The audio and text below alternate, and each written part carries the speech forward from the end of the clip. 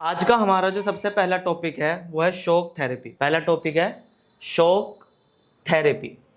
देखिए, shock therapy का मतलब क्या था। शॉक थेरेपी एक प्रोसेस था दुनिया के उन देशों को जिन्होंने समाजवादी अर्थव्यवस्था को अपना रखा था, समाजवादी अर्थव्यवस्था को पूंजीवादी अर्थव्यवस्था में ढालना।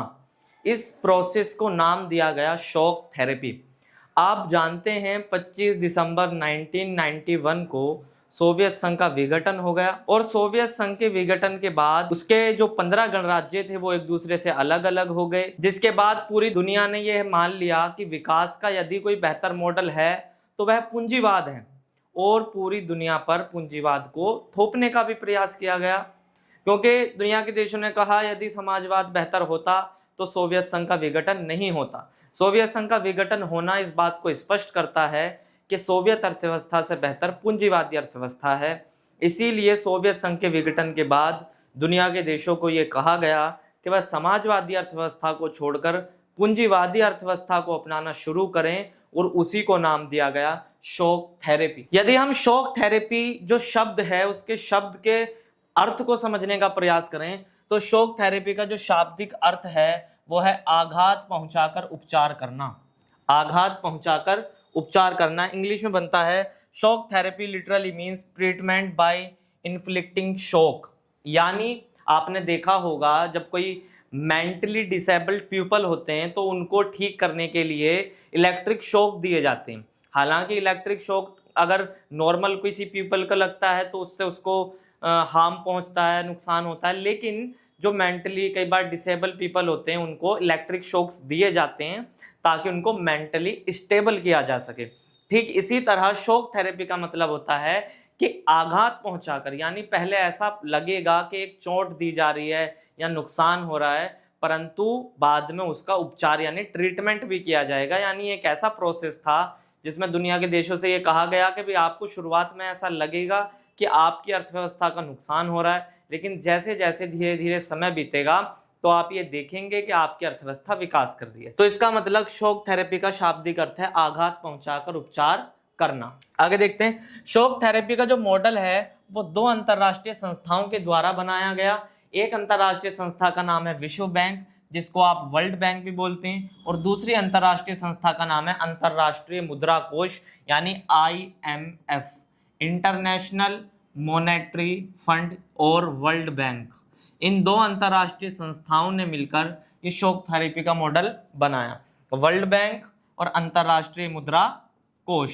ये क्या था? शॉक थेरेपी के अंतर्गत पूर्व साम्यवादी देशों की अर्थव्यवस्था को पूंजीवाद की तर्ज पर ढालना था। यानी जिन देशों ने पहले समाजवाद को अपना रखा था उन्हें अपनी अर्थव्यवस्था को पूंजीवाद की तर्ज पर ढालना था। शॉक थेरेपी के दौरान अधिकतर जो उद्योग धंधे थे दुनिया के देशों में उनको औने पौने दामों में बेच दिया गया। कैसे दामों में? औने पौने दाम। औने पौने दामों का मतलब उल्टे सीधे रेट्स में, यानी 10 रुपए की चीज को 2 रुपए में बेच दिया गया। इसीलिए शॉक थेरेपी को इतिहास की सबसे बड़ी गैराज सेल कहा जाता है। यानी आज तक पूरी दुनिया के इतिहास में इतने बड़े स्तर पर कोई गैराज सेल नहीं हुई जितनी बड़ी गैराज सेल शॉक थेरेपी के अंतर्गत हुई, जिसमें साम्यवादी देशों ने अपने उद्योगों को औने पौने दामों में बेच दिया। यहां से पेपर में 1 मार्क्स का एक क्वेश्चन आप लोगों से पूछा जाएगा कि इतिहास की सबसे बड़ी गैराज सेल किसे कहा जाता है, तो आप लोग ये देखेंगे कि इतिहास की सबसे बड़ी गैराज सेल शॉक थेरेपी को कहा जाता है। इतनी बात समझ में आई? चलिए आगे बढ़ते हैं। आगे है शॉक थेरेपी के परिणाम। जब दुनिया के देशों ने शॉक थेरेपी को अपनाया तो उसके पूरी दुनिया में क्या रिजल्ट्स निकले, क्या परिणाम निकले? शॉक थेरेपी के कारण पूर्व साम्यवादी देशों में अमीर और गरीब के बीच का जो अंतर था वो और ज्यादा क्या हो गया? बढ़ गया। यानी अमीर और गरीब के बीच एक गहरी खाई पैदा हो गई। जो अमीर थे वो और ज्यादा अमीर हो गए और गरीबों की स्थिति जो थी वो बद से बदतर हो गई। इसके अलावा शॉक थेरेपी के दौरान अधिकतर उद्योगों को औने पौने दामों में बेच दिया गया। इसीलिए मैंने आपको अभी बताया इसको इतिहास की सबसे बड़ी गैराज सेल कहा जाता है। इसके अलावा रूस में 1500 बैंक थे। रूस के अंदर कितने बैंक थे? 1500, जिसमें से आधे से अधिक यानी लगभग 800 बैंक क्या कर दिए गए? बेच दिए गए। इसके अलावा रूस की जो मुद्रा थी रूबल, रूस की जो मुद्रा थी रूबल, उस रूबल के मूल्य में भी लगातार क्या आई? गिरावट आई। यहां से भी 1 मार्क्स का क्वेश्चन बनता है कि रूस की मुद्रा का नाम बताइए, तो आपको पता होना चाहिए रूबल। कृषि के निजीकरण के कारण खाद्यान्न संकट पैदा हो गया। देखिए कृषि को भी प्राइवेट कर दिया गया, एग्रीकल्चर को भी प्राइवेट कर दिया गया, जिस कारण इन देशों में खाने पीने की चीजों की भी कमी पैदा हो गई। भारत और रूस के संबंध, तो ये थी शॉक थेरेपी। शॉक थेरेपी का शाब्दिक अर्थ मैंने आप लोगों को बताया, आघात पहुंचाकर उपचार करना।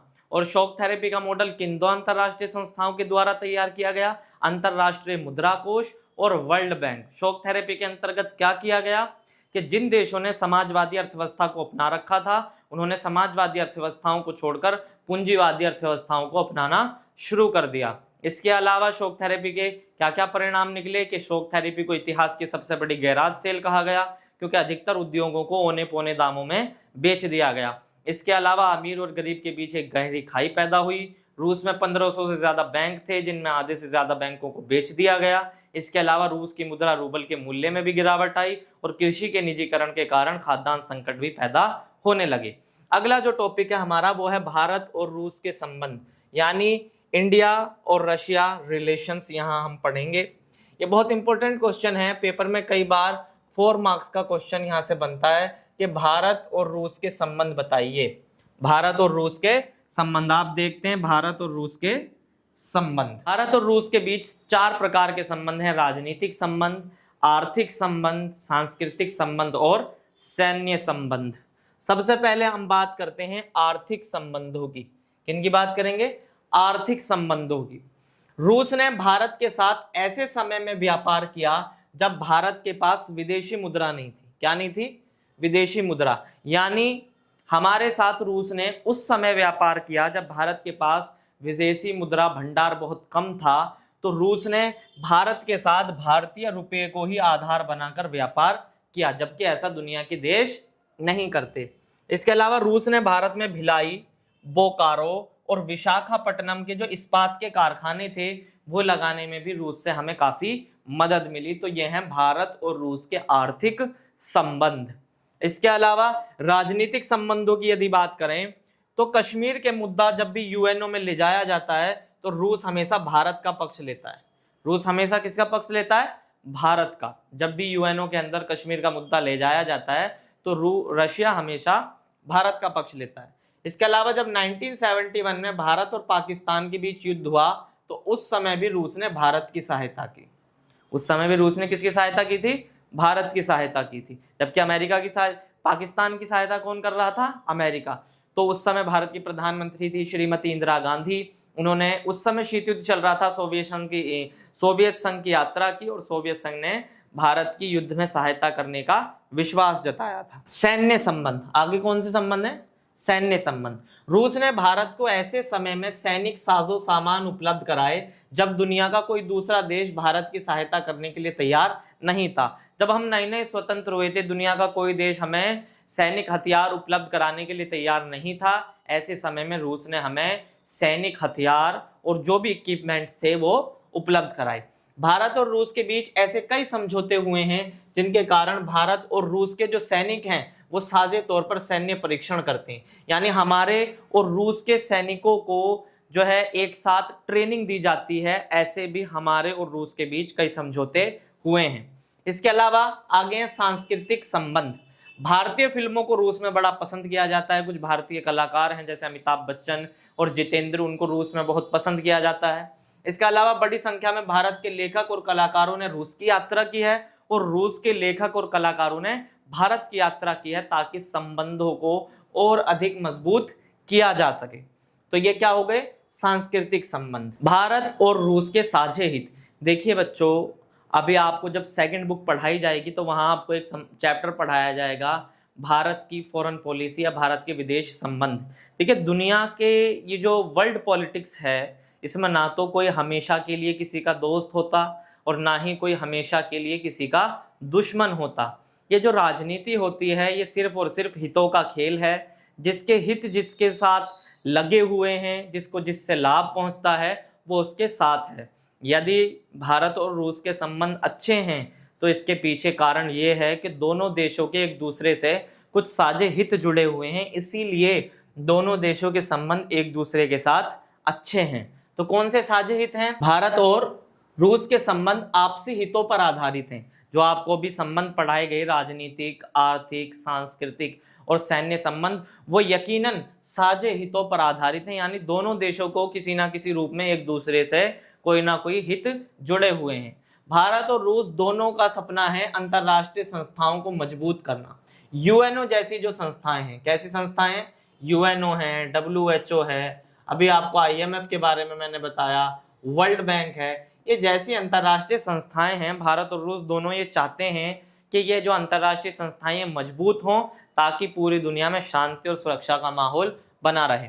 2001 में भारत और रूस के बीच 80 द्विपक्षीय दस्तावेजों पर हस्ताक्षर किए गए। One of the most important questions, कई बार पेपर में यहाँ से 1 मार्क्स के लिए क्वेश्चंस पूछे जाते हैं कि 2001 में भारत और रूस के बीच कितने द्विपक्षीय दस्तावेजों पर हस्ताक्षर किए गए? तो आपको याद रखना है कि 80 द्विपक्षीय दस्तावेजों पर हस्ताक्षर किए गए। इसके अलावा भारत रूस के हथियारों का दूसरा सबसे बड़ा आयातक है, यानी हम रूस के हथियारों के दूसरे सबसे बड़े खरीदार हैं। इसके अलावा भारत तेल का आयातक है, जिससे भी रूस को लाभ होता है। हम, आपको पता है, तेल खरीदते हैं दुनिया के दूसरे देशों से, रूस से भी कई बार खरीदते हैं, तो उससे भी रूस को क्या मिलती है? सहायता मिलती है। भारत व रूस विभिन्न वैज्ञानिक परियोजनाओं में क्या है? साझेदार हैं, यानी बहुत सारी ऐसी साइंटिफिक हमारी इन्वेंशंस हैं, इनोवेशंस हैं, जिनमें भारत और रूस एक दूसरे के साझेदार हैं। इसके अलावा रूस भारत के परमाणु कार्यक्रमों के लिए भी महत्वपूर्ण है। आप देखेंगे, जब भारत ने 1974 में राजस्थान के पोखरण में श्रीमती इंदिरा गांधी के नेतृत्व में स्माइलिंग बुद्धा के नाम से अपना पहला परमाणु परीक्षण किया, तो उस पहले परमाणु परीक्षण को सफल बनाने में कहीं ना कहीं रूस ने भी हमारी सहायता की थी। तो भारत के परमाणु कार्यक्रमों के लिए भी रूस महत्वपूर्ण है। तो ये क्या है? भारत और रूस के साझे हित। तो इस चैप्टर में हमें यही पढ़ना था। एक बार मैं आपको रिवाइज करा देता हूं कि हमारा चैप्टर का नाम था दो ध्रुवीयता का अंत, यानी द एंड ऑफ बायोपोलैरिटी। इसके अंदर आपको ये बताया गया कि भाई किस तरह से शीत युद्ध शुरू हुआ अमेरिका और सोवियत संघ के बीच, सोवियत संघ का विघटन क्यों हुआ, उसके क्या कारण थे, जब सोवियत संघ का विघटन हुआ तो उसके क्या परिणाम निकले। इसके अलावा मिखाइल गोर्बाचेव की असफल नीतियों के बारे में आपको पढ़ाया गया। इसके बाद मैंने आपको बताया बर्लिन की दीवार के बारे में। इसके बाद आपको बताया गया शॉक थेरेपी के बारे में, भारत और रूस के संबंधों के बारे में बताया गया, भारत और रूस के साझे हितों के बारे में बताया गया। ये सारे टॉपिक्स हमने इस चैप्टर में कवर किए हैं। ये मैंने आपको स्टार्टिंग में बताया था कि ये जो चैप्टर है ये आपके बोर्ड के एग्जाम में 6 मार्क्स के लिए आएगा, यानी यहाँ से 6 नंबर के सवाल आपके बोर्ड के एग्जाम में पूछे जाएंगे। बीच बीच में मैंने आपको इंपॉर्टेंट क्वेश्चंस जो लॉन्ग थे वो भी बताए।